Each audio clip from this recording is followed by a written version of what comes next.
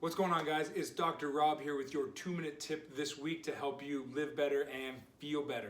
Are you getting busy this time of year? It's almost Christmas. This is the time of year that if you are somebody who works out regularly, people stop dropping workouts to shop and go to Christmas parties and all that kind of good stuff. It's also the time of year where people start thinking about working out. So most people are like, I'm gonna start working out in January. And what I can tell you is that is a ridiculous thing, because the biggest mistake people make is to go, I'm gonna start getting in shape, I'm gonna do it. And they go, I'm gonna work out for an hour a day or 2 hours a day. And that's really not the way to do it. If you wanna start working out, now is the time. And what we're gonna show you is a quick 7-minute workout that anybody can do at any level. So it doesn't matter if you're a beginner or somebody who works out regularly. This is the workout we give all our fitness clients when they go traveling on the road, because it requires no equipment. It's going to hit every single muscle group in your entire body. It's going to get your heart rate up. It's going to work on your core. It's going to work on your cardio and your metabolic. It's going to burn some calories, burn some fat, and make you feel really, really good going into the holidays. So anybody can do 7 minutes because it doesn't take super long. You don't need any equipment, so we call it the no excuse workout, okay? We're gonna show it to you. What's gonna happen is we're gonna give you a bunch of exercises. All you really have to do is do as many reps as that exercise as you possibly can in 30 seconds, okay? That's it, that's all. Pretty simple. If you really want, you can actually add in a couple of your own exercises, but here's our version that everybody loves to hate. All right, to start, all you're gonna do, a couple jumping jacks to get warmed up. All right, I'm gonna knock down my Christmas tree. This is how you know it's real life. All right, you're gonna do that for 30 seconds, get the heart rate. After you've done your jumping jacks, you're gonna do a 30-second wall sit. So back nice and flat against the wall, get your knees down to 90 degrees. The key with this is push through the heels, so you're taking the pressure off your knees. And you're gonna hang out this, gonna get a good burn in the lower body. After that, nice and simple, we're going push-ups.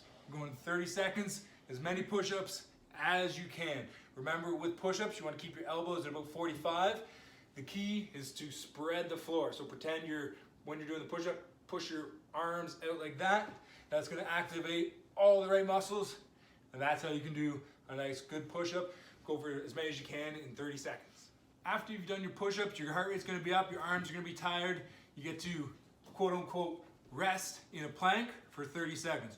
Working on the core, let the heart rate come down a little bit. Should be getting shaky, keep squeezing. It's gonna feel good. After your rest in the plank position, we're gonna go squats. I always like to have something behind me because it gives me a target. You're gonna go down to at least that depth. You know you're gonna push your hips back in the squat position. Again, as many squats as you possibly can in that 30-second time frame. After you've done your squats, you're gonna do running high knees. All right, again, nice cardio, nothing crazy. Your legs are gonna be burning from the squats. We're gonna get those high knees up, get the heart rate up again, all right, but it's not gonna burn the legs too much.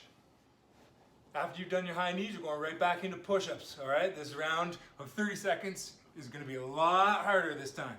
All right, again, do as many as you can in that 30 seconds. And just like last time, after your push-ups, arms are fatigued, heart rate's up now. Just kick into your plank position, all right?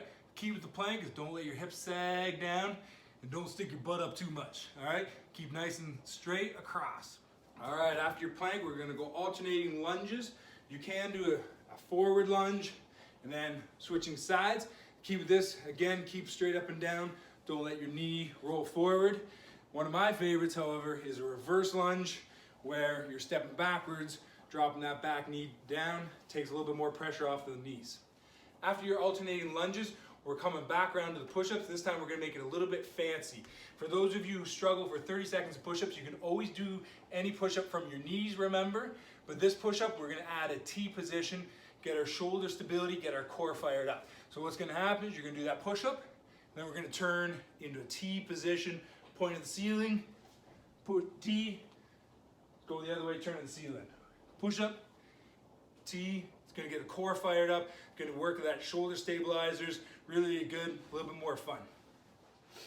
After you've done your fancy T push-ups with the rotation, we're gonna finish it off with a nice quote-unquote rest. We're gonna do the 30-second side plank. Again, the key with this, keep the elbow directly underneath the shoulder. You're gonna push up, you can go from your toes, keep nice and straight, shoulder back. If that's too hard, start on your knees. Again, any level is perfect. You're gonna keep the hips pushed forward, keep it on your knees. You're gonna go 30 seconds from this side, and we're gonna switch it around and do 30 seconds from the other side, either from your toes or your knees, okay? That only takes 7 minutes from beginning to end. You don't need any equipment, and so there's literally no excuses. The best time to start or the best time to keep going is now. So we hope you have a great holiday season and have a good week.